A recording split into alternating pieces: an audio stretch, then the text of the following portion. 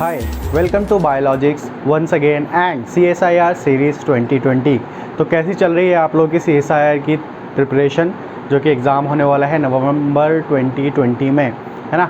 तो उसी प्रिपरेशन के लिए जो हम ये सीरीज़ चला रहे हैं CSIR सीरीज़ 2020, उसमें हम लोग मेटाबॉलिज़्म पार्ट 1 और पार्ट 2 कवर कर चुके हैं और आज जो है वो है मेटाबॉलिज़्म पार्ट 3, जिसमें हम लोग डिस्कस करने जा रहे हैं TCA साइकिल, है ना।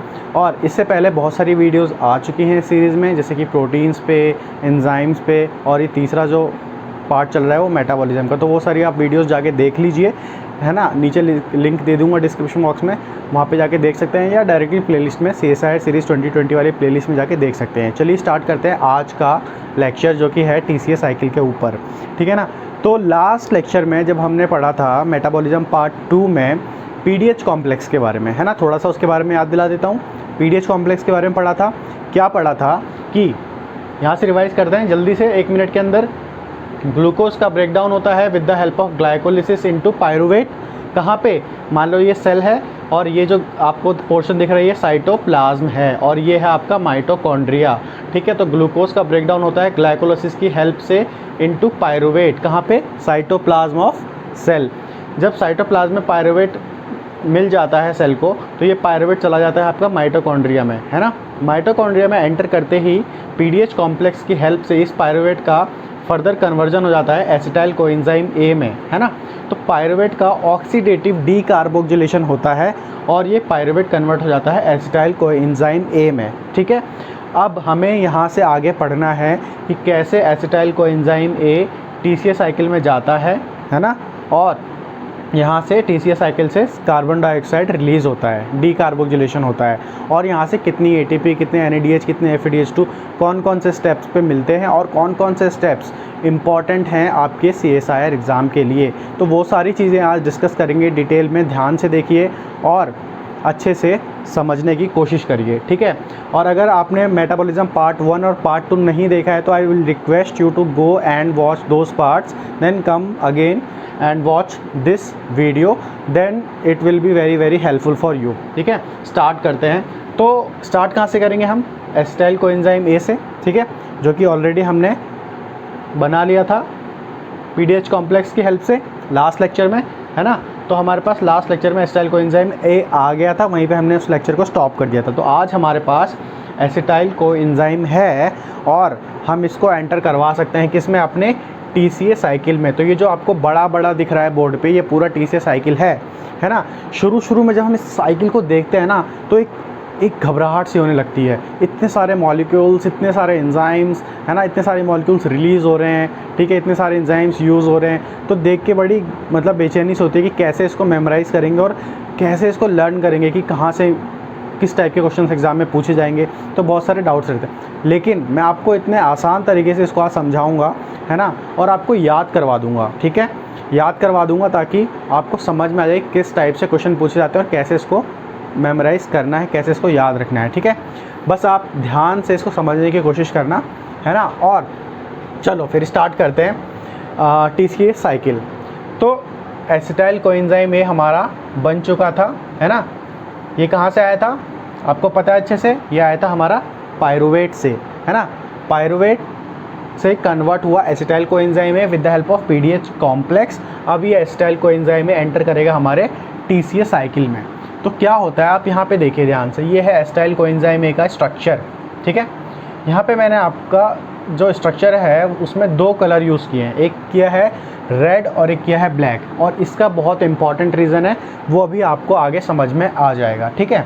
तो यहाँ पे क्या होता है, जब एसिटाइल कोएंजाइम A आता है, ठीक है ना, तो क्या होता है कि यहाँ पे आप देख रहे हैं एक ये कंपाउंड है, एक ये मॉलिक्यूल है जिसको आप बोलते हो ऑक्जेलो एसीटेट, ठीक है। ये ऑक्जेलो एसीटेट को आप ध्यान से देखिए, इसमें आपके 4 कार्बन्स हैं, 1 2 3 4। So this is a 4 carbon compound, right, and in this compound there are 2 carboxylic acids. Here it is 1 and this is second, okay. तो there are 2 carboxylic acids present in the oxaloacetate, OAA, right. उसके बाद क्या होता है, जब यहाँ पे acetyl coenzyme में आता है, ठीक है ना, तो ये और ये दोनों कंबाइन होते हैं। क्या होता है एक्चुअल में कि ये जो होता है आपका कोएंजाइम ए, ये तो आपका रिलीज़ हो जाता है, ठीक है, ये आपका रिलीज़ हो गया। और ये जो रेड वाला जो आपका ये जो ग्रुप है ना, जिसमें आपका एक मिथाइल ग्रुप है और एक कार्बोक्सिलिक एसिड ग्रुप है, ये आपका ट्रांसफ़र हो जाता है आपका ऑक्जेलो एसीटेट पे, राइट, समझ में आ रहा है। तो अब यहाँ पे आप देखेंगे तो क्या होता है, ऑक्जेलो एसीटेट से कन्वर्ट हो जाता है आपका किसमें, सिट्रेट में। कौन से एंजाइम की हेल्प से, सिट्रेट सिंथेस की हेल्प से, ठीक है। ध्यान से देखिए, तो आपको ये जो ब्लैक पोर्शन दिख रहा है ना, ये आपका क्या है, सिट्रेट है। सिट्रेट में जो आपको ये ब्लैक पोर्शन दिख रहा है वो है आपका, आया कहाँ से, ऑक्जेलो एसीटेट से। और ये जो रेड वाला पोर्शन आपको दिख रहा है ना, ये आया है आपका कहाँ से, एसिटाइल कोएंजाइम ए से। इसको ध्यान से बिल्कुल आराम से समझते जाइए, कोई जल्दी नहीं है ना।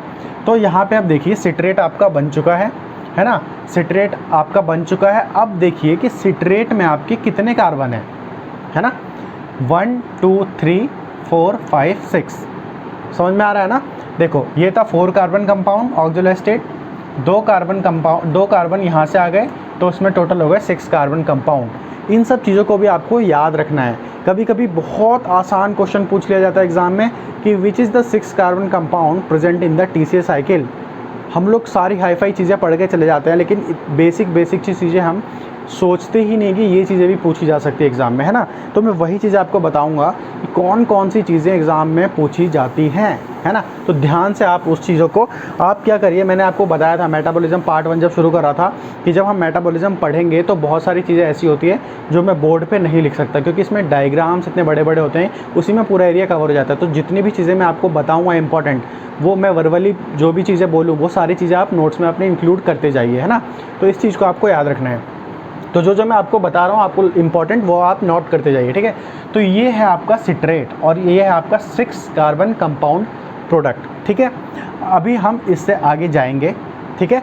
2 मिनट के लिए थोड़ा ब्रेक लेते हैं। ब्रेक क्यों लेंगे, क्योंकि अभी हम ये चीज़ डिस्कस करने जा रहे हैं कि ये जो TCA साइकिल है इसके कुछ इम्पॉर्टेंट नाम हैं, कुछ इम्पॉर्टेंट नेम्स हैं, है ना। और वो क्यों हैं ऐसे, जैसे उसको हम क्रैब साइकिल भी बोलते हैं, ठीक है, उसको आप TCA साइकिल भी बोलते हो, है ना। और कुछ लोग इसको सिट्रिक एसिड साइकिल भी बोलते हैं, है ना। तो क्यों बोलते हैं, इसके इतने सारे नाम क्यों हैं, क्या रीज़न है, तो उस रीज़न को सबसे पहले डिस्कस कर लेते हैं, है ना। तो सबसे पहले हम देखेंगे कि इसको बोलते हैं क्रैब साइकिल। क्रैब साइकिल इसलिए बोलते हैं क्योंकि जो साइंटिस्ट जिन्होंने इस साइकिल को डिस्कवर किया था सबसे पहले, उनका नाम था Hans A Krebs, that's why it is known as Krebs cycle. And second name is TCA cycle. अब इसको TCA साइकिल क्यों बोलते हैं अभी बताता हूँ। मैंने आपको यहाँ पे क्यों रोका, इसका रीज़न यही था क्योंकि इस जगह पे हम इसके नाम को जब डिस्कस करेंगे तब आपको क्लियरिटी मिलेगी, है ना, कि इसका नाम ये क्यों है। तो इस साइकिल को हम TCA साइकिल भी बोलते हैं। क्यों, क्योंकि इस साइकिल का जो फर्स्ट स्टेबल प्रोडक्ट बनता है वो होता है आपका सिट्रेट, है ना। और इस सिट्रेट में आपके 3 कार्बोक्सिलिक ग्रुप्स हैं। ध्यान से देखिए, एक हो गया ये वाला carboxylic group, carboxylic acid group, दूसरा कार्बोक्सिलिक एसिड ग्रुप ये, और थर्ड कार्बोक्सिलिक एसिड ग्रुप ये। 3 कार्बोक्सिलिक एसिड ग्रुप दिखाई दे रहे हैं ना, ध्यान से देखिए, अगर नहीं दिखाई दे रहे तो 1 2 3 कार्बोक्सिलिक एसिड ग्रुप है यहाँ पे। 3 का मतलब ट्राई, है ना, इसलिए यहाँ पे ट्राई कार्बोक्सिलिक ग्रुप हैं, इसलिए इसको बोलते हैं tricarboxylic acid cycle, TCA cycle, ठीक है। तो इसका मतलब आपको समझ में आ गया कि TCA साइकिल क्यों बोलते हैं। बहुत बढ़िया। अब चलते हैं कि इसको सिट्रिक एसिड साइकिल क्यों बोलते हैं। सिंपल है यार, है ना। अब सिट्रेट को ही ट्रिस कार्बोक्सिलिक एसिड, सिट्रेट में ट्रिस कार्बोक्सिलिक एसिड होता है, इसलिए इसको TCA साइकिल बोलते हैं। और सिट्रेट क्या है, फर्स्ट स्टेबल प्रोडक्ट है, जैसे कि मैंने आपको बताया, इसलिए इसको सिट्रिक एसिड साइकिल भी बोला जाता है, ठीक है। सिट्रेट को आप सिट्रेट भी बोल सकते हो, सिट्रिक एसिड भी बोल सकते हो, है ना, इसलिए इसको बोलते हैं सिट्रिक एसिड साइकिल। तो ट्रिस कार्बोक्सिलिक एसिड, ठीक है, या citric acid cycle, citric acid, ये दोनों होते हैं first stable product of TCA cycle, that's why it is known as TCA cycle और सिट्रिक एसिड साइकिल। चलो ये चीज़ तो समझ में आ गई। अब चलते हैं इस स्टेप से आगे। बहुत आसान है, बहुत आसान है, आराम से समझिए, कोई जल्दी नहीं है, ठीक है। मेटाबॉलिज्म को कभी भी जल्दी में समझने की गलती मत करिए, क्योंकि अगर एक स्टेप मिस करेंगे तो दूसरा स्टेप डिफ़िकल्ट हो जाएगा आपके लिए, है ना। तो नेक्स्ट स्टेप क्या है,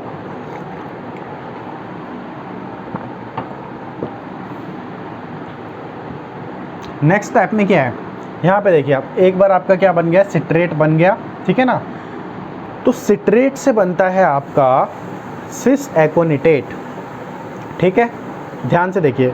और सिस एकोनिटेट से बनता है आपका आइसोसिट्रेट, ठीक।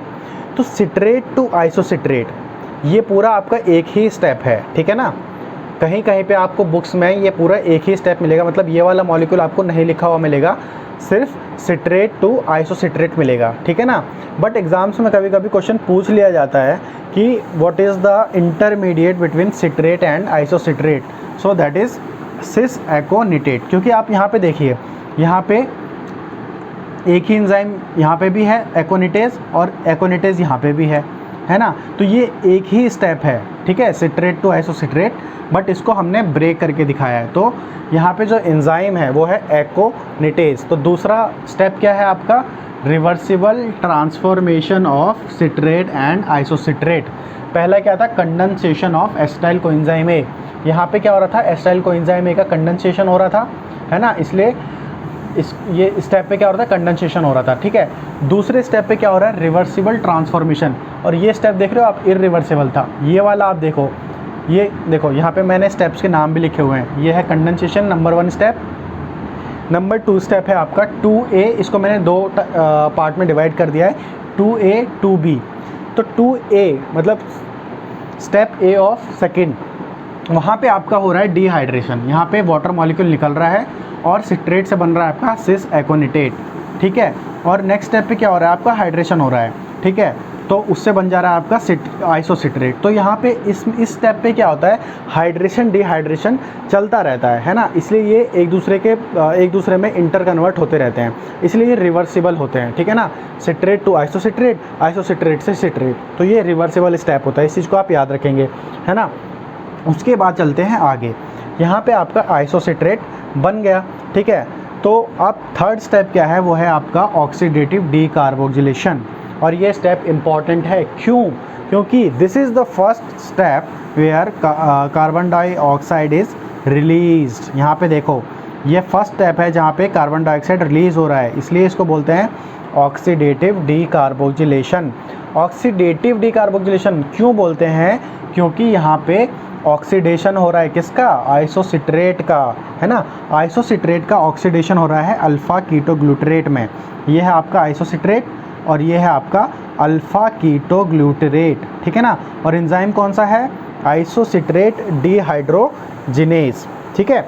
आइसोसिट्रेट डिहाइड्रोजिनेज क्या करवा रहा है, कन्वर्ट कर रहा है आइसोसिट्रेट को अल्फ़ा कीटोग्लूटरेट में। और क्या हो रहा है आपका यहाँ पे, ऑक्सीडेशन हो रहा है, ठीक है, इसलिए इसको बोलते हैं ऑक्सीडेशन हो रहा है, और साथ ही साथ कार्बन डाइऑक्साइड रिलीज़ हो रहा है, इसलिए इसको बोलते हैं ऑक्सीडेटिव डीकार्बोक्सिलेशन, ठीक है।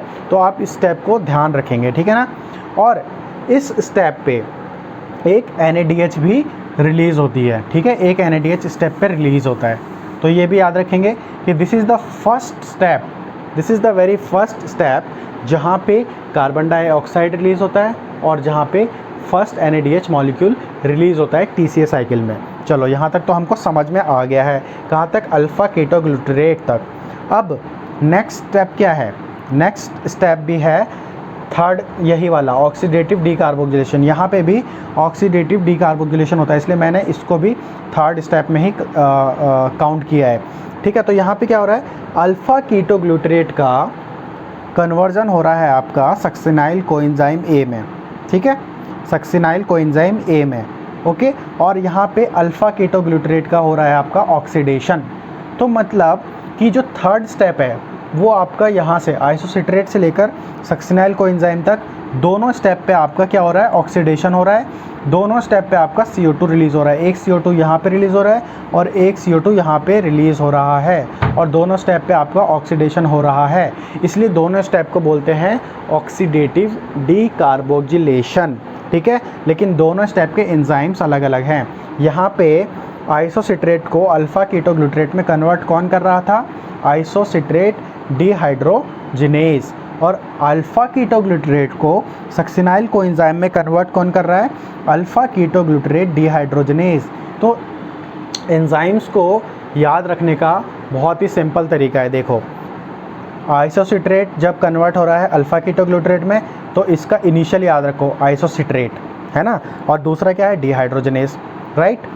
इसमें alpha ketoglycerate is converting into succinyl coenzyme है। So remember the initial, that is alpha ketoglutarate and second one is dehydrogenase. तो डिहाइड्रोजनेस यहाँ पे और यहाँ पे दोनों में सेम है, सिमिलर है, ठीक है। चलो यहाँ पे भी आपका CO2 रिलीज़ हो गया, ठीक है। अब आपका बन गया है सक्सिनाइल कोएंजाइम ए, ठीक है। अब क्या होता है कि जब सक्सिनाइल कोएंजाइम ए बन जाता है आपका, ठीक है, यहाँ पे ध्यान से देखिए, यहाँ पे आप जब ध्यान से देखेंगे तो यहाँ पे क्या हो रहा है आपका कि कोएंजाइम ए ऐड भी हो रहा था यहाँ पे, है ना, इस स्टेप पे, थर्ड स्टेप पे आपका कोएंजाइम ए ऐड हो रहा था और कार्बन डाइऑक्साइड रिलीज़ हो रहा था। तो ये जो कोएंजाइम ए और इसमें एक थायोसल्फेट ग्रुप है, SH ग्रुप, ये जो है ना, ये आपका इस पे ट्रांसफ़र हो जाता है, ठीक है। ये देखिए, ये वाला ग्रुप पूरा आपका अल्फ़ा कीटोग्लूटरेट के साथ यहाँ पे अटैच हो गया, ठीक है। यहाँ पे देखिए, ये है ना, कोएंजाइम में अटैच हो गया, तो इसको बोलते हो सक्सिनाइल कोएंजाइम ए, ठीक है। सक्सिनाइल कोएंजाइम ए बन गया, ठीक है। अब यहाँ पे क्या है, ये थायोसल्फेट ग्रुप, सल्फ़र ग्रुप यहाँ पे जुड़ गया, इसमें कोएंजाइम है, ठीक है। अब क्या होता है, नेक्स्ट स्टेप क्या है, नेक्स्ट स्टेप क्या है, फोर्थ स्टेप है, वो क्या है, substrate level phosphorylation. Substrate level phosphorylation क्यों है स्टेप का नाम, अभी बताता हूँ। यहाँ पे देखिए, ये सक्सिनाइल कोएंजाइम ए है। अब क्या होता है, सक्सिनाइल कोएंजाइम ए का कन्वर्जन होता है किसमें, सक्सिनेट में, है ना, सक्सिनेट में कन्वर्जन होता है। और जब ये इसमें कन्वर्ट हो रहा होता है ना, तो पहली बार TCA साइकिल ATP रिलीज़ करता है, ATP या GTP, इन दोनों में से कोई भी रिलीज़ करता है, ठीक है। तो पहली बार यहाँ पे क्या हो रहा है, आपका रिलीज़ हो रहा है क्या, ATP, ठीक है, ATP रिलीज़ हो रहा है, एनर्जी रिलीज़ हो रही है। और मैंने आपको बताया था कि जब भी ATP बनती है, ठीक है, तो वो स्टेप को क्या बोलते हैं, फॉस्फोराइलेशन।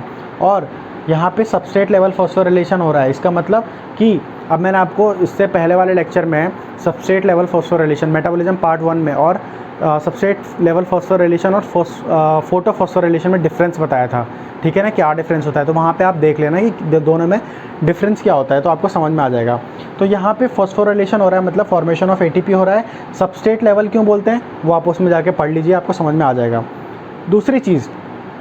दूसरी चीज़ यहाँ पे क्या हो रहा है, अब यहाँ पे ये ATP बन क्यों रही है, ATP यहाँ पे क्यों बन रही है, ये ATP यहाँ पे क्यों बन रही है, इसका इम्पॉर्टेंट रीज़न है, ठीक है।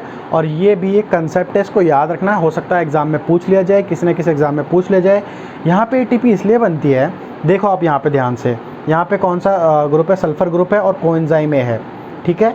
तो सल्फ़र जब ये यहाँ से ये जो बॉन्ड, जब ये ग्रुप ब्रेक होता है, यहाँ से इस मॉलिक्यूल से ग्रुप निकलता है, ये देखो यहाँ से ग्रुप निकल रहा है ना, कोएंजाइम ए थायोसल्फेट, ठीक है।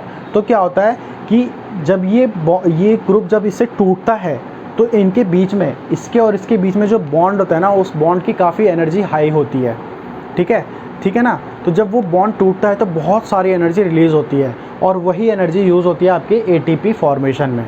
इस चीज़ को आप याद रखेंगे, ठीक है।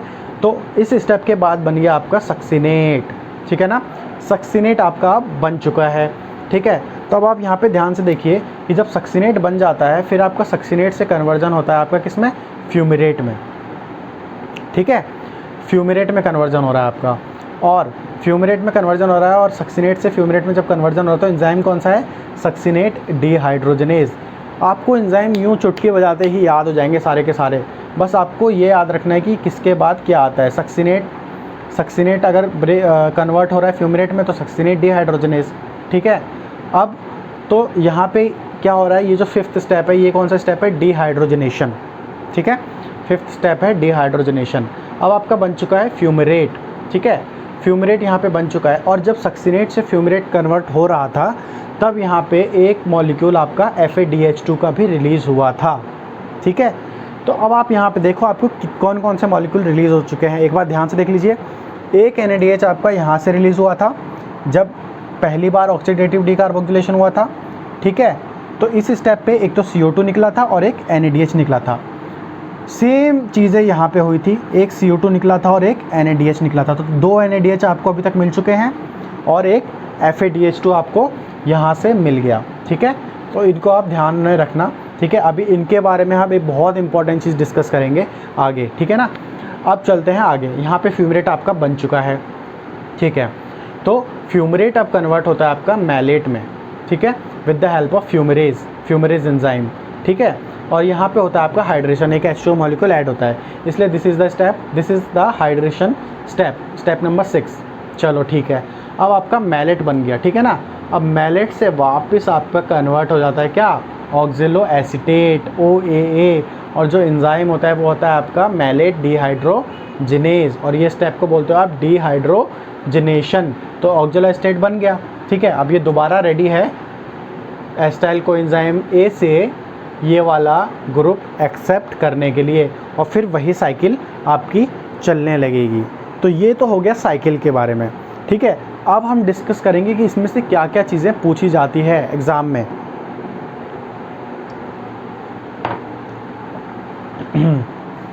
इसमें से क्या क्या चीज़ें एग्ज़ाम में पूछी जाती हैं, ठीक है। देखो, अब हम बहुत इंपॉर्टेंट चीज़ें डिस्कस करने जा रहे हैं, तो आप बिल्कुल अपना फोकस यहीं पे रखना, ठीक है।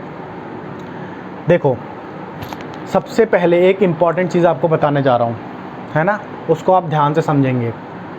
यहाँ पे आप मैंने स्टार्टिंग में बताया था कि मैंने 2 कलर क्यों यूज़ किए हैं, रेड और ब्लैक, है ना। इसका एक रीज़न है, ठीक है। और वो रीज़न क्या है, वो रीज़न ये है कि कभी कभी एग्ज़ाम में ये क्वेश्चन पूछा जाता है कि जो कार्बन्स आपके एसिटाइल कोएंजाइम A से ऐड हुए थे, किसमें, ऑक्जेलो एसीटेट पे, ये वाला, ये देखो ना, 2 कार्बन ऐड हुए थे ना इस पे एसिटाइल कोएंजाइम से, इस पे ऑक्जेलो एसीटेट पे और सिट्रेट बना था, ये 2 कार्बन। तो क्वेश्चन ये पूछा जाता है कि ये कार्बन आपके कब रिलीज़ होते हैं TCA साइकिल में, है ना, कब रिलीज़ होते हैं। इस पे बहुत सारे क्वेश्चन बनते हैं, और इतने वैरायटी ऑफ क्वेश्चंस बनते हैं कि बस पूछो मत, क्योंकि ये स्टेप बहुत ही कंफ्यूजिंग है और बहुत कम लोग इसको समझ पाते हैं, क्योंकि इसको बहुत अच्छे से पढ़ना होता है, जब जाके इसको अच्छे से समझ में आता है। तो मैं आपको बहुत आसान तरीके से समझाने वाला हूँ, बहुत ध्यान से समझना, यहाँ से बहुत इंपॉर्टेंट क्वेश्चन बनता है। अब क्वेश्चन एक तो ये बनता है कि ये जो कार्बन ऐड हुआ था यहाँ पे आपका ऑक्जेलो एसीटेट पे, वो कब रिलीज़ होता है TCA साइकिल में, ठीक है। एक क्वेश्चन तो ये बनता है। दूसरा क्वेश्चन ये बनता है कि देखो ध्यान से, आपके 2 कार्बन ऐड हो रहे थे, ठीक है, और यहाँ पे आपके 2 कार्बन डाइऑक्साइड रिलीज़ हो रहे हैं, CO2। तो सब ज़्यादातर बच्चे यही सोचते हैं कि ये जो कार्बन ऐड हुए थे ऑक्जेलो एसीटेट पे, यही वाले कार्बन यहाँ रिलीज़ होते हैं, और वहीं पे गलती हो जाती है।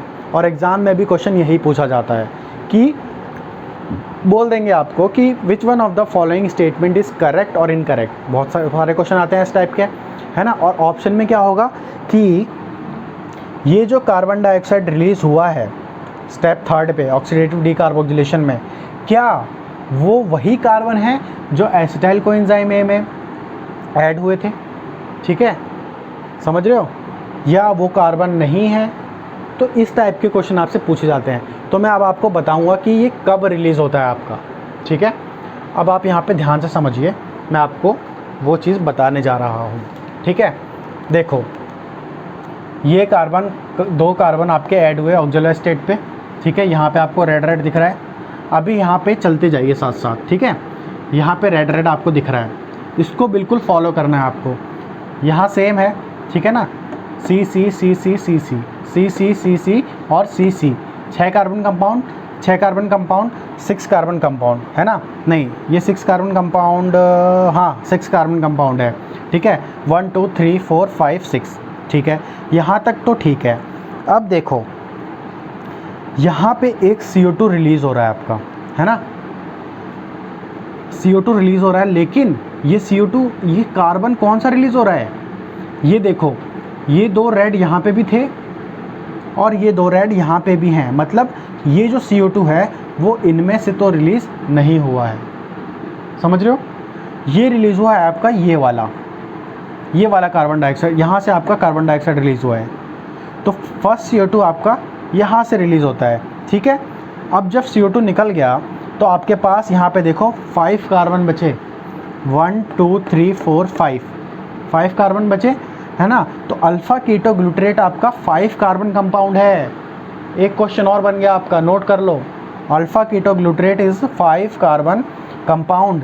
तो यहाँ से मतलब सिट्रेट, सिस एकोनिटेट और isocitrate, all these 3 compounds are 6 carbon compound, लेकिन ये जो अल्फ़ा कीटोग्लूटरेट है वो आपका 5 कार्बन कंपाउंड है। ठीक है, इसके बाद चलते हैं थोड़ा सा और आगे।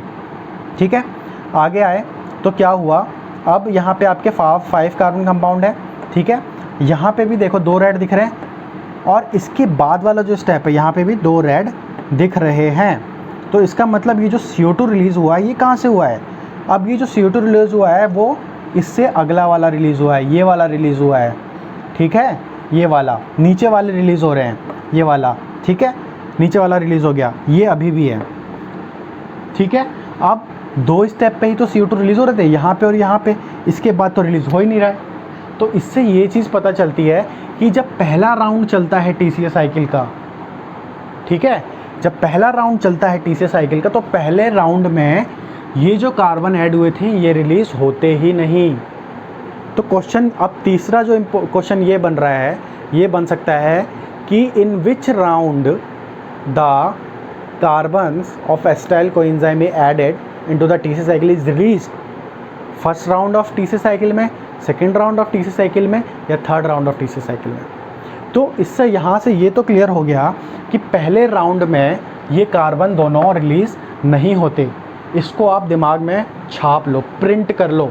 ठीक है, ये बहुत इंपॉर्टेंट है। चलो, यहाँ इस दोनों स्टेप से बच गए बस। अब ये दोनों तो इस वाले राउंड में तो रिलीज़ होंगे नहीं।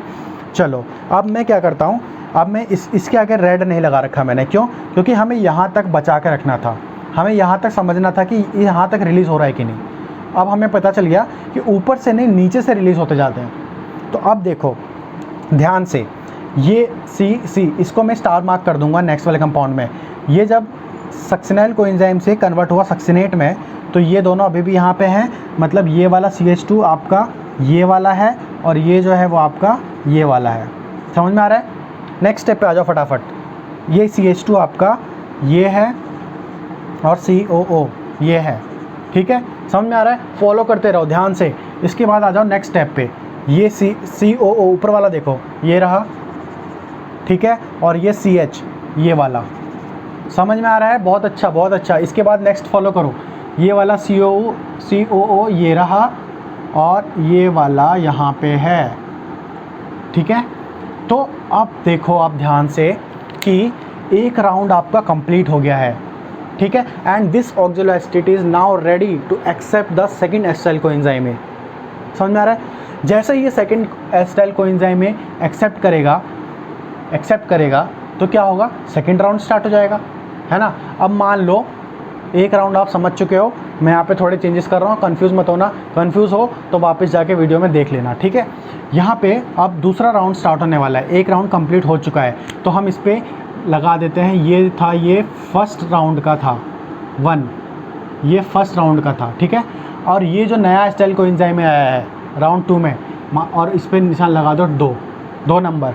ठीक, अब ध्यान से देखना, ये दोनों कार्बन्स कहाँ हैं, ये वाला मॉलिक्यूल कहाँ अटैच हुआ है आपका, और ये वाला ग्रुप कहाँ अटैच हुआ है, इसके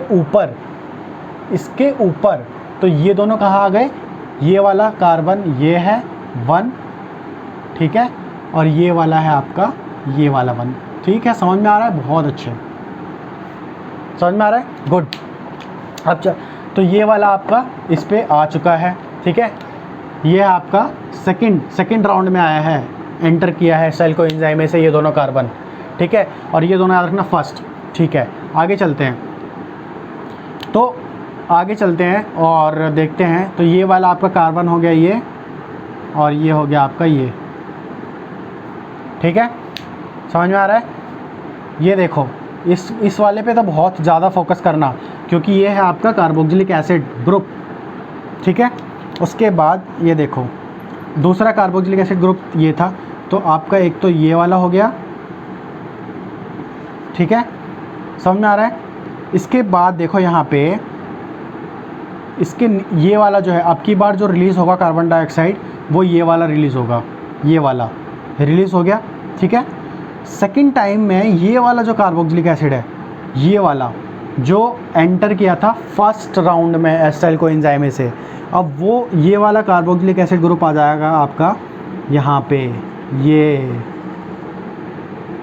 समझ में आ रहा है ना, ये आ गया और ये है, तो ये है आपका ये वाला और ये कार्बन है आपका ये वाला। ये जो कार्बन डाइऑक्साइड है वो इस वाले से रिलीज़ हो गया, ये फर्स्ट राउंड से भी पहले आया होगा। समझ रहे हो ना इस चीज़ को, इसको बिल्कुल फ्लो को दिमाग में रखना, ठीक है। अब ये जो है कार्बोक्सिलिक एसिड ग्रुप, ये जो फर्स्ट राउंड में एंटर किया था एसिटाइल कोएंजाइम से, अब ये रिलीज़ होगा, ये रिलीज़ हो गया। तो यहाँ से क्वेश्चन का आंसर आपको मिल गया होगा कि जो एसिटाइल कोएंजाइम ए से कार्बोक्सिलिक एसिड ग्रुप ऐड होता है वो आपका कब रिलीज़ होता है, सेकेंड राउंड में। तो देखो ध्यान से कि अभी तो एक ही रिलीज़ हुआ है ना, एक ही रिलीज़ हुआ है ये वाला, यहाँ पे ये रिलीज़ हो गया ये, ठीक है। लेकिन ये वाला अब यहाँ पे आ जाएगा, ये वाला अभी भी बच गया। तो अब ये वाला बच गया, ये वाला दोबारा बच गया, अब ये चला गया ये, ठीक है। इसको हम ब्लू से मार्क करते हैं, ये जो है ना आपका, ये आपका बच गया है, ठीक है, ये बच गया है आपका, ठीक है, ये आपका बच गया, ये रहा। अब क्या होगा, बहुत सिंपल है। अब जब तीसरी बार थर्ड राउंड चलेगा, नया एसिटाइल कोएंजाइम आएगा और ये आपका यहाँ आ गया, ये रहा। तो थर्ड राउंड में दूसरा कार्बन, ये वाला जो फर्स्ट टाइम में आया था वो थर्ड राउंड में रिलीज़ होगा। तो मतलब ये है, सिंपल भाषा में आपको बता दूं कि जब एसिटाइल कोएंजाइम में आता है सिट्रिक एसिड साइकिल में, ठीक है, उसके जो दो कार्बन ऐड होते हैं, एक कार्बन तो रिलीज़ होता है सेकंड राउंड में और दूसरा कार्बन रिलीज़ होता है थर्ड राउंड में। फर्स्ट राउंड में कोई कार्बन रिलीज़ नहीं होता। इस चीज़ को आप ध्यान रखना और समझ के रखना, ये एग्ज़ाम्स में कई बार क्वेश्चन पूछा जाता है, ठीक है। तो आई होप कि ये कंसेप्ट सुन के आपको मज़ा आ गया होगा, बहुत अच्छा लगा होगा। कैसा लगा आप कमेंट बॉक्स में बताइए, ठीक है ना। अब चलते हैं आगे फटाफट, ठीक है। तो ये इंपॉर्टेंट चीज़ें थी जो हम डिस्कस कर चुके हैं। अब इसके बाद हम चल रहे हैं डिस्कस करने के लिए कि यहाँ से हमें टोटल कितनी एटीपी मिलती है, वहाँ से भी बहुत क्वेश्चन पूछे जाते हैं एग्ज़ाम में, ठीक है। तो फटाफट हम उसको अब डिस्कस कर लेते हैं, है ना। तो उसमें हम डिस्कस करने जा रहे हैं कि आपका जो TCA साइकिल है वहाँ से आपको कितनी ATP milli.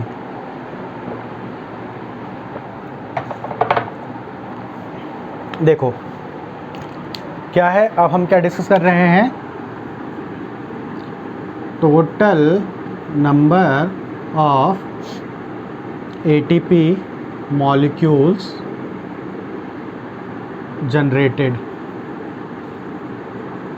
From TCA cycle, ठीक है। चलो आ जाओ मैदान में। देखो ध्यान से, यहाँ से देखते हैं स्टार्टिंग से। सबसे पहले क्या रिलीज़ हो रहा है आपका, NADH हो रहा है, यहाँ पे NADH हो रहा है, ठीक है।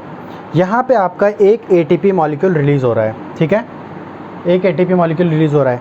उससे पहले मैं आपको बता दूँ कि अभी हम काउंट कर रहे हैं कि जब एक एसिटाइल कोएंजाइम एंटर करता है साइकिल में तब कितनी ATP मॉलिक्यूल मिलते हैं। तो हम यहाँ पे क्या लिखेंगे, फ्रॉम 1 एसिटाइल कोएंजाइम ए। बहुत बढ़िया कंसेप्ट है ये, ठीक है। एक बार समझ में आ जाएगा तो कभी ज़िंदगी में भूलोगे नहीं, इसलिए ध्यान से समझो, ठीक है। कोई लापरवाही नहीं करनी है, ठीक है ना। लापरवाही करोगे 4 नंबर कटेंगे एग्ज़ाम में, 4 नहीं 5 नंबर, एक तो गलत करोगे ही और उसके 1 नंबर एक्स्ट्रा कटेंगे, तो 5 नंबर कटते हैं एक क्वेश्चन गलत करने के, ठीक है। बच्चे सोचते हैं कि 4 नंबर कटेंगे, बस ऐसा नहीं है, 5 नंबर कटते हैं एक क्वेश्चन गलत करने के, ठीक है। चलो आ जाओ, यहाँ पे हम कैलकुलेट क्या करने जा रहे हैं, total number of ATP molecules generated from TCA cycle from 1 acetyl coenzyme A. उसके बाद हम चलेंगे और आगे। अब यहाँ पे देखो, एक एसिटाइल कोएंजाइम ए जब एंटर किया साइकिल में तो कितनी ATP मॉलिक्यूल मिलेगी। यहाँ से काउंट करना शुरू करो जल्दी जल्दी, आराम आराम से, कोई जल्दी नहीं है। देखो एक ATP यहाँ पे मिल रही है, ATP या GTP एक ही बात है, ठीक है। ATP GTP में मैंने आपको बोला था मेटाबॉलिज्म सेकंड में कि हम कभी और डिस्कस करेंगे what is the difference between ATP and GTP। अभी उसका टाइम नहीं है और वो इतना इंपॉर्टेंट नहीं है, ठीक है ना। देखो तो कितने मॉलिक्यूल मिल रहे हैं भाई, एक 1 ATP मिल रहा है आपको एट स्टेप, कौन से स्टेप पे मिल रहा है देख के बताओ जल्दी से, स्टेप 4, एट स्टेप 4 कितना ATP, 1 ATP, ठीक है, बहुत बढ़िया।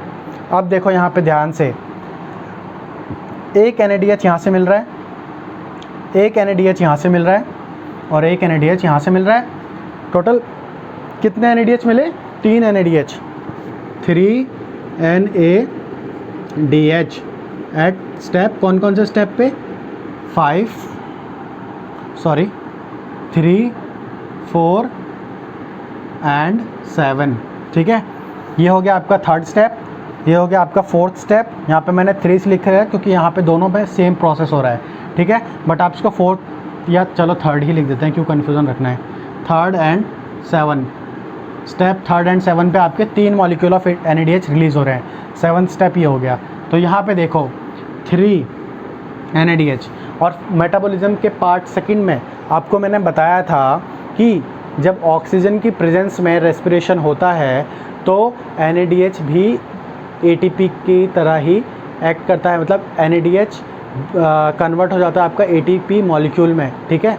तो मैंने आपको बताया था कि एक NADH इक्विवेलेंट टू होता है कितने ATP के, 2.5 ATP के, है ना। तो यहाँ पे कितने NADH है, 3, तो 3 × 2.5 ATP, ठीक है।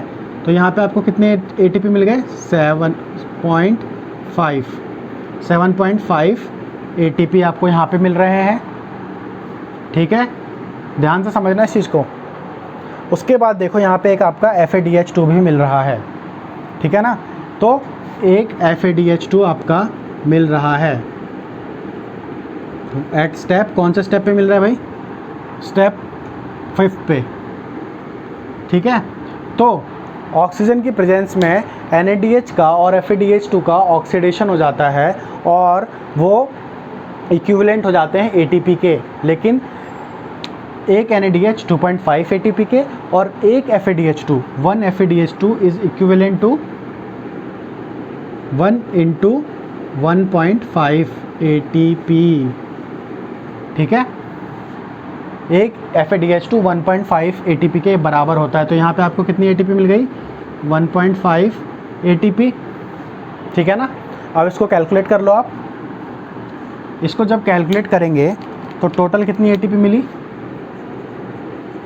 टोटल आपको मिली 7.5 + 1.5 9 और +1 10 ATP, 10 ATP आपको मिल चुकी है ना।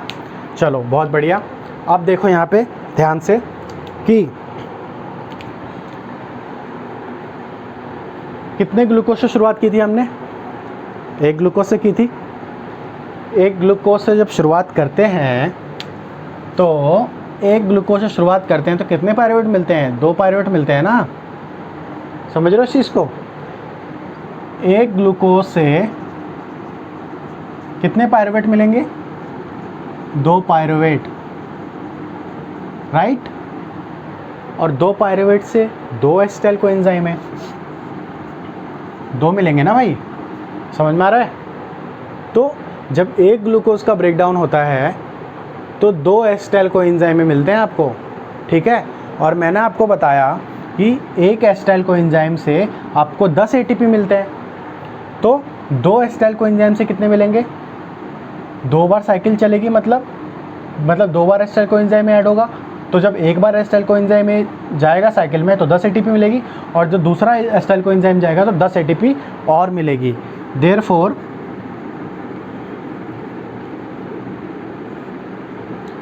2 acetyl coenzyme A will give you 20 ATP, 20 ATPs। ये चीज़ समझ में आ गई ना। ये क्वेश्चन आप पूछा जाता है, यहाँ से क्वेश्चन पूछे जाते हैं कि अब कंसेप्ट्स आप ध्यान रखिए, ठीक है, कि एक एसिटाइल से कितने ATP मिलेंगे, 2 एसिटाइल कोएंजाइम जब एंटर करेगा तो कितने एटीपी मिलेंगे, क्वेश्चन कहीं से भी पूछा जा सकता है आपको, ठीक है। एक पायरुवेट से कितने एटीपी मिलेंगे, 2 पायरुवेट से कितने मिलेंगे, पूरा पूछा जा सकता है, उसको भी अभी डिस्कस करूँगा, ठीक है। तो आप एक बार जब सारे स्टेप अच्छे से समझ जाएंगे, आपके दिमाग में इमेज पूरी छप जाएगी, तो आपको कोई प्रॉब्लम नहीं होगी याद रखने में, है ना। तो इसको अपने दिमाग में छाप लीजिए, प्रिंट कर लीजिए, अगर CSR का एग्ज़ाम में आपको यहाँ से एक भी क्वेश्चन नहीं छोड़ने, तो बहुत इजी क्वेश्चन पूछ जाते हैं, बहुत ज़्यादा, मैं आपको बता रहा हूँ, बिल्कुल भी लापरवाही मत करना मेटाबॉलिज्म में, ठीक है। तो ये हो गया। अब मैं आपको यहाँ पे एक चीज़ बता दूँ कि क्या होता है कि ये जो TCA साइकिल होता है ना, इस TCA साइकिल को मैंने आपको स्टार्टिंग में बताया था कि इसको बोलते हो आप क्या, इसको आप बोलते हो एम्फीबॉलिक पाथवे, है ना, एम्फीबॉलिक पाथवे बोलते हो। और एम्फीबॉलिक पाथवे क्यों बोलते हैं इसको, क्योंकि इसके पास 2 नेचर होता है ना। इस साइकिल में, TCA साइकिल में 2 टाइप के रिएक्शंस होते हैं, एक होता है कैटाबॉलिक रिएक्शंस और एक होते हैं मेटाबॉलिक रिएक्शंस। दोनों टाइप के रिएक्शंस साइमल्टेनियसली इस साइकिल में चलते रहते हैं, है ना। तो अब देखो, इसको एम्फीबॉलिक क्यों बोलते हैं, मैं आपको समझा देता हूँ। देखो यहाँ पे इसमें आपके कितने सारे प्रोडक्ट्स बन रहे हैं, सिट्रेट बन रहा है ना, आइसोसिट्रेट बन रहा है, अल्फ़ा कीटोग्लूटरेट बन रहा है, सक्सिनाइल कोएंजाइम बन रहा है, सक्सिनेट बन रहा है, फ्यूमिरेट बन रहा है, मैलेट बन रहा है, ठीक है। अब मैं जो भी आपको बोल रहा हूँ आप उसको नोट कर लेना, ठीक है। देखो यहाँ पे आपकी 2 चीज़ें आती हैं। एक टर्मिनोलॉजी होती है कैटाप्लूरिटिक रिएक्शन, लिख लीजिए कॉपी में, CATAPLEUROTIC,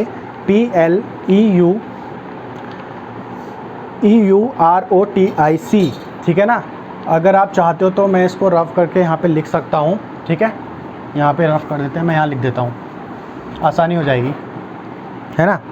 कैटाप्लूरिटिक रिएक्शन एक होता है आपका कैटाप्लूरिटिक, स्पेलिंग ध्यान से लिखना, ठीक है। मेरी स्पेलिंग बहुत मिस्टेक होती है, ठीक है। कैटाप्लूरोटिक रिएक्शन, तो ये एक तो ये होती है, ओके। और दूसरा आपका होता है एनाप्लूरोटिक। यार एक बार स्पेलिंग ज़रूर आप लोग देख लेना, ठीक है। 99% चांसेस है कि मैंने सही लिखी है ना। प्लूरिटिक, प्लूरिटिक, कैटाप्लूरिटिक और एनाप्लूरिटिक, फिर भी आप एक बार चेक कर लेना, ठीक है। स्पेलिंग पे नहीं जाते, कंसेप्ट पे जाते हैं। तो अब 2 टाइप की रिएक्शंस इसमें होती रहती है TCA साइकिल में, कैटाप्लूरिटिक रिएक्शन, एनाप्लूरिटिक रिएक्शन, ठीक है। इन दोनों का मतलब क्या है, कैटाप्लूरिटिक रिएक्शन का मतलब क्या होता है और एनाप्लूरिटिक रिएक्शन का मतलब क्या होता है, ध्यान से समझो इस चीज़ को। क्या होता है कि जब TCA साइकिल के कुछ प्रोडक्ट्स एक्यूमुलेट होने लग जाते हैं, जमा होने लग जाते हैं। जमा कब होंगे, जब ये साइकिल चलती रहेगी, तो क्या होगा, प्रोडक्ट्स बनते रहेंगे, है ना। तो कुछ प्रोडक्ट्स जैसे कि अल्फ़ा कीटोग्लूटरेट, ठीक है, अल्फ़ा कीटोग्लूटरेट, ओके। उसके बाद आपका ऑक्जेलो एसीटेट, ये है ना, मेजरली हम 2 की बात कर रहे हैं, अल्फ़ा कीटोग्लूटरेट और ऑक्जेलो एसीटेट। अगर बहुत ज़्यादा अमाउंट में यहाँ पे एक्यूमुलेट हो गए, ठीक है, तब क्या होता है कि कैटाप्लूरिटिक रिएक्शन स्टार्ट हो जाती है। कैटाप्लूरिटिक रिएक्शन का मतलब क्या, कि इन दोनों प्रोडक्ट्स का कैटाबॉलिज्म स्टार्ट हो जाता है, अल्फ़ा कीटोग्लूटरेट और ऑक्जेलो एसीटेट का कैटाबॉलिज्म स्टार्ट हो जाता है। कैटाबॉलिज्म का मतलब क्या, ब्रेक डाउन, मतलब अल्फ़ा कीटोग्लूटरेट का ब्रेक डाउन होने लग जाता है अलग से, और ऑक्जेलो एसीटेट का ब्रेक डाउन, क्योंकि बहुत ज़्यादा अमाउंट में एक्यूमुलेट हो गए हैं ना सेल में, तो इनका ब्रेक डाउन होता है। ब्रेक डाउन ऐसे ही नहीं, मतलब वेस्ट नहीं होता, वो क्या होता है, वो दूसरे प्रोडक्ट्स में कन्वर्ट होने लग जाते हैं। ये जो अल्फ़ा कीटोग्लूटरेट है, ये आपके कुछ अमीनो एसिड्स बनाने लग जाते हैं, ठीक है, अमीनो एसिड्स, ठीक है। उसके बाद ये कुछ आपके न्यूक्लियोटाइड्स बनाने लग जाते हैं, ठीक है।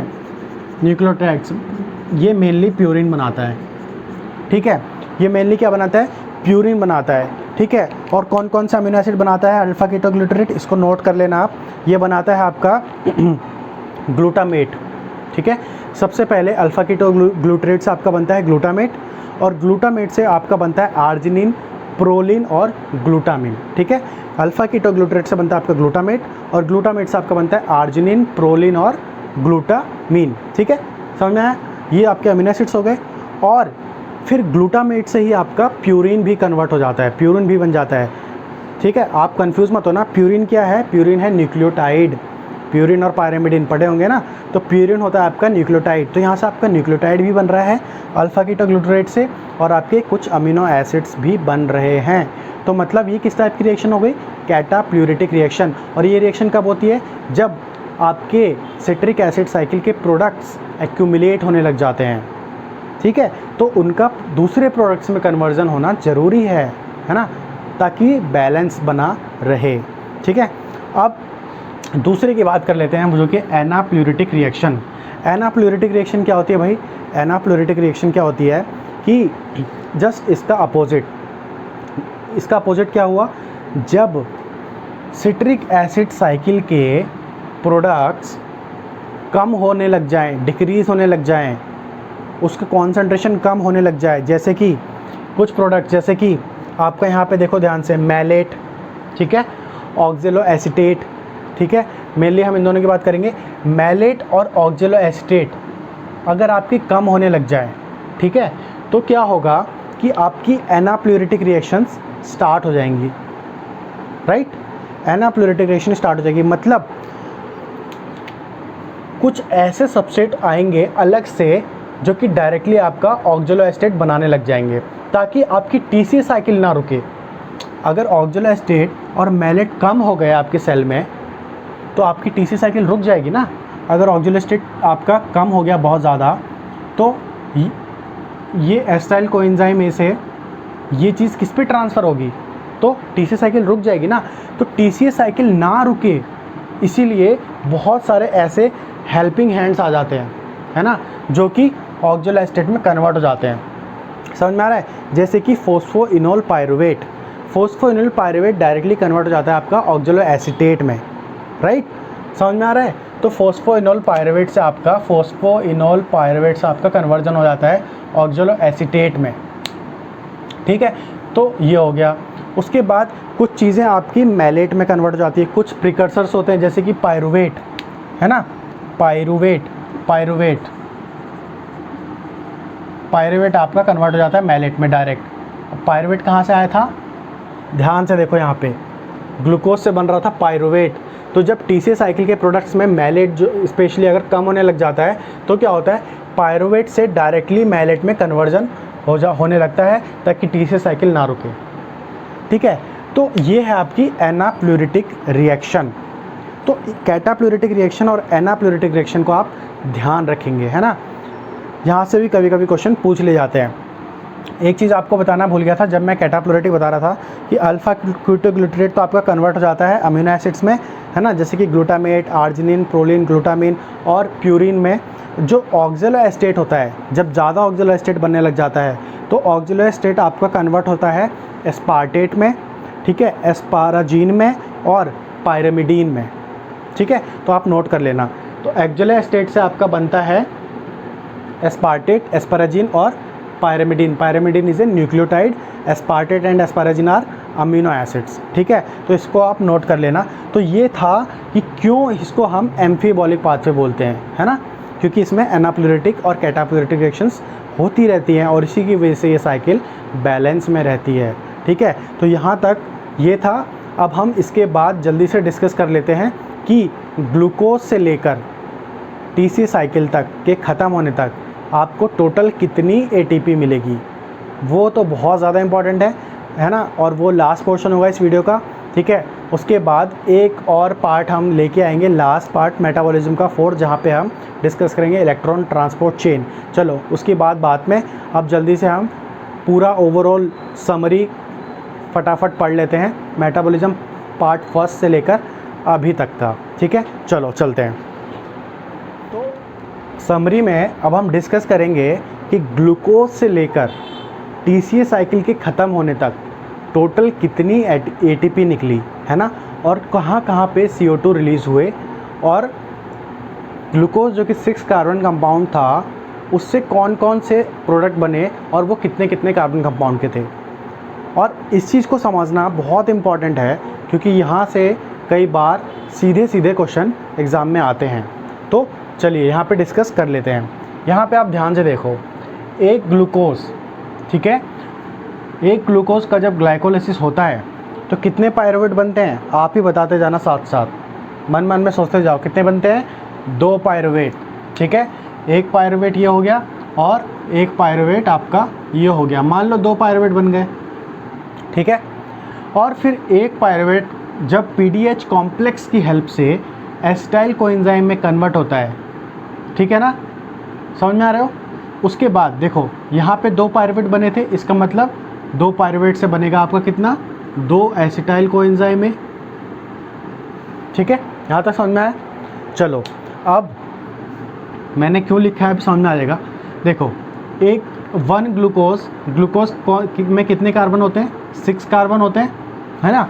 ग्लूकोज इज़ 6 कार्बन कंपाउंड, समझ में आ गया आपको, बहुत अच्छे। जब ग्लूकोज ब्रेक होता है 2 पायरुवेट में, है ना, 2 पायरुवेट में ब्रेक होता है, इसका मतलब जो पायरुवेट होता है वो क्या होता है, 3 कार्बन कंपाउंड, है ना।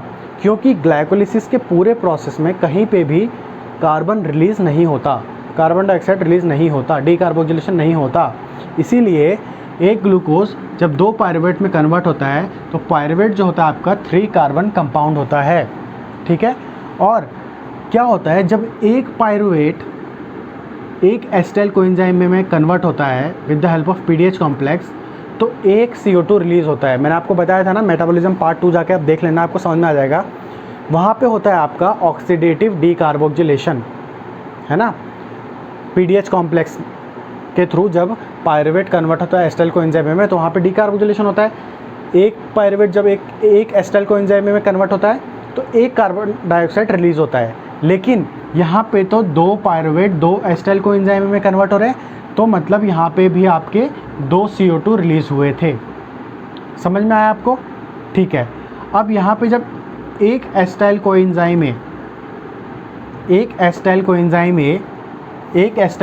में जब आपके साइकिल में आता है, टीसी साइकिल में, तो 2 कार्बन डाइऑक्साइड रिलीज़ होते हैं, एक यहाँ पे एक यहाँ पे, समझ में आ रहा है अच्छे से। तो जब 2 एसिटाइल कोएंजाइम में आपके टीसी साइकिल में जाएंगे तो कितने कार्बन डाइऑक्साइड रिलीज़ होंगे, 4। समझ में आ रहा है ना। चलो बहुत अच्छे। तो अब मैं इसको डायरेक्ट यहाँ पे ऐसे ही लिख दे रहा हूँ कि ये एक ग्लूकोज था, इससे बने 2 पायरुवेट और इससे बने 2 एसिटाइल कोएंजाइम ए। अब आप ध्यान से थोड़ा सा रिकॉल करने की कोशिश कीजिए ग्लाइकोलिसिस को। तो ग्लाइकोलिसिस में हमारी बनी थी 2 ATP मिली थी हमको, ठीक है, और 2 NADH हमको मिला था, है ना। 2 ATP कहाँ पे मिली थी, याद करने की कोशिश करो। एक मिली थी 1,3-बिसफॉस्फोग्लिसरेट से, जब 3-फॉस्फोग्लिसरेट बना था तो एक ATP वहाँ पे मिली थी, है ना। और एक ATP मिली थी हमारा लास्ट स्टेप पे, जब फॉस्फोइनोल पायरुवेट से पायरुवेट में कन्वर्ट हुआ था, तो 2 ATP मिली थी और 2 NADH भी हमको मिला था। आप जाके ग्लाइकोलिसिस एक बात और देख लेना। तो ग्लाइकोलिसिस में आपको 2 ATP और 2 NADH मिला था, ठीक है ना। एक ग्लूकोज का जब 2 पायरुवेट में ब्रेक डाउन हुआ था, very good.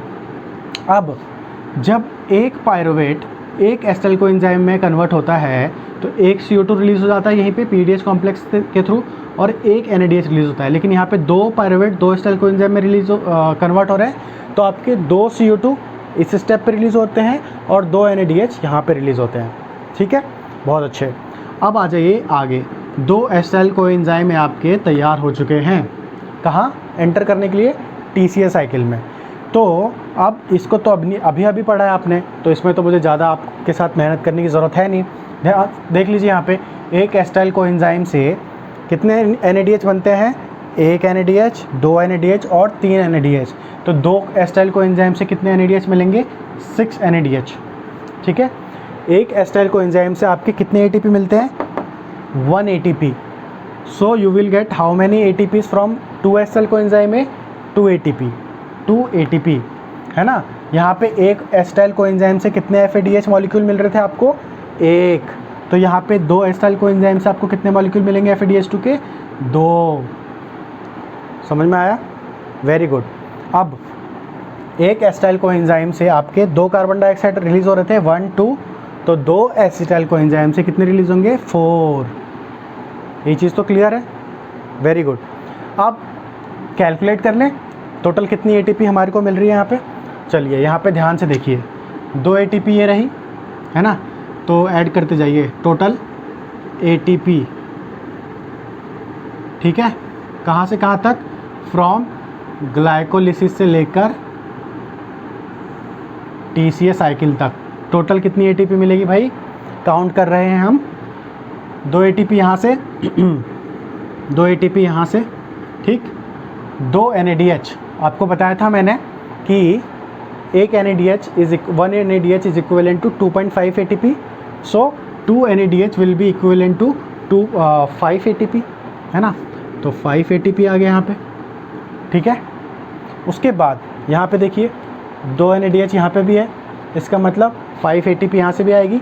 1 ATP is equal to 1 ATP is equal to 1.5 ATP, so 2 NADH is equals to, यहाँ पे हम लिखते भी चले जाते हैं, 5 ATP, 2 ATP, और यहाँ पे आपका 5 ATP यहाँ से, ठीक है, तो 5 यहाँ से ऐड कर दिया हमने। अब यहाँ पे आप ध्यान से देखिए, यहाँ पे है 6 NADH, ठीक है, तो 1 NADH से आपके मिलते हैं कितने, 2.5 ATP, तो 6 NADH से आपको कितने मिलेंगे, 15 ATP, ठीक है, तो यहाँ पे ऐड कर दीजिए 15 ATP, ठीक। और यहाँ पे देखिए 2 ATP ये रहे 2 ATP, और 2 FADH2 यहाँ पे है, ठीक है। अभी बताया था मैंने आपको कि 1 FADH2 is equivalent to 1.5 ATP, तो ये आपका किसके कितने के इक्विवेलेंट हो गया, 3 ATP के, ठीक है, और 2 ATP तो यहाँ ये रहे, ये हो गया आपका 3 ATP। इसको कैलकुलेट तो आप कर ही लोगे, है ना, कर लो कैलकुलेट, ठीक है, और कितने हुए टोटल ATP कैलकुलेट करके आप कमेंट बॉक्स में लिख दीजिए, है ना, इससे मुझे ये पता चलेगा कि आपने पूरा लेक्चर फॉलो किया है और अच्छे से समझा है, ठीक है ना। तो मैं इसको यहाँ से हटा दे रहा हूँ, एंड आई वांट कि आप टोटल नंबर ऑफ़ ATP कितने आपको समझ में आए, है ना, वो आप नीचे कमेंट बॉक्स में लिखेंगे। मैंने आपको पूरा समझा दिया है, ठीक है, पूरा मैंने आपको समझा दिया है, ठीक है, और आप लिख दीजिए, मुझे सेटिस्फेक्शन मिलेगा कि जितना मैंने मेहनत किया है आपको ये पूरा मेटाबॉलिज्म समझाने के लिए, ग्लाइकोलिसिस से लेकर TCA साइकिल तक, ये सफल हुआ, ठीक है ना। तो आज के लिए इतना ही, है ना, और बस एक लास्ट पार्ट बचा है इस मेटाबॉलिज्म का, वो है आपका इलेक्ट्रॉन ट्रांसपोर्ट चेन। उसके बाद ये मेटाबॉलिज्म आपका ख़त्म हो जाएगा, है ना। और इस मेटाबॉलिज्म से मैंने आपको स्टार्टिंग में बताया था कि अराउंड 10 to 12 मार्क्स आते ही हैं, और यहाँ तक तो आपको पढ़ के समझ में आ ही गया होगा कि यहाँ पे आपको ज़्यादा कुछ मेहनत नहीं करनी, बस अच्छे से आपको चीज़ें याद रखनी है ना, और आप आराम से 1 नंबर भी आप यहाँ से नहीं खो सकते, 1 नंबर भी, ठीक है। तो जब कोई कहीं से नंबर इतनी आसानी से मिलते हैं तो उसको क्यों छोड़ना है, राइट, है ना। तो इसको ज़रूर कर लेना और 2-3 बार आराम से देखिए, रिवाइज़ कीजिए, आपको आराम से ये याद हो जाएगा, ठीक है। तो लास्ट में हम इसके बाद डिस्कस करेंगे electron transport chain, metabolism will be over, protein discuss कर चुके हैं, एंजाइम डिस्कस कर चुके हैं, मेटाबॉलिज्म ख़त्म हो जाएगा। तो बायोकेमिस्ट्री का आपका 90% सिलेबस मैंने कवर कर दिया है। 90% कवर मतलब जो इम्पॉर्टेंट है बायोकेमिस्ट्री में, जहाँ से क्वेश्चन पूछे जाते हैं, और इसी में से आपके 90% बायोकेमिस्ट्री में क्वेश्चन पूछे जाएंगे, ठीक है। रामाचंद्रन प्लॉट मैंने आपको अलग से पढ़ा दिया था, अमीनो एसिड्स मैंने बहुत सारी अलग से वीडियोस बना दी हैं। तो बायोकेमिस्ट्री आपका मैंने ओवरऑल CSIR के लिए ख़त्म कर दिया है, ठीक है। लेकिन मुझे ऐसा नहीं है कि अगर मुझे कुछ इंपॉर्टेंट टॉपिक लगेगा तो मैं वीडियोस नहीं डालूंगा। अब इसके बाद मैं शुरू करूंगा प्लांट फिजियोलॉजी, ठीक है। प्लांट फिजियोलॉजी स्टार्ट करेंगे हम लोग फोटोसिंथेसिस से, राइट। और अगर बीच में मुझे लगता है कि बायोकेमिस्ट्री का हमने कुछ मिस कर दिया तो मैं ज़रूर वीडियो बनाऊँगा, ठीक है, ओके। तो इसके बाद अब मेटाबॉलिज्म आएगा, उसके लिए रेडी रहिए। इससे पहले आप तीनों पार्ट देख लीजिए, मेटाबॉलिज्म फर्स्ट, सेकंड और आज का थर्ड, ठीक है। तो इसके बाद हम स्टार्ट करेंगे प्लांट फिजियोलॉजी।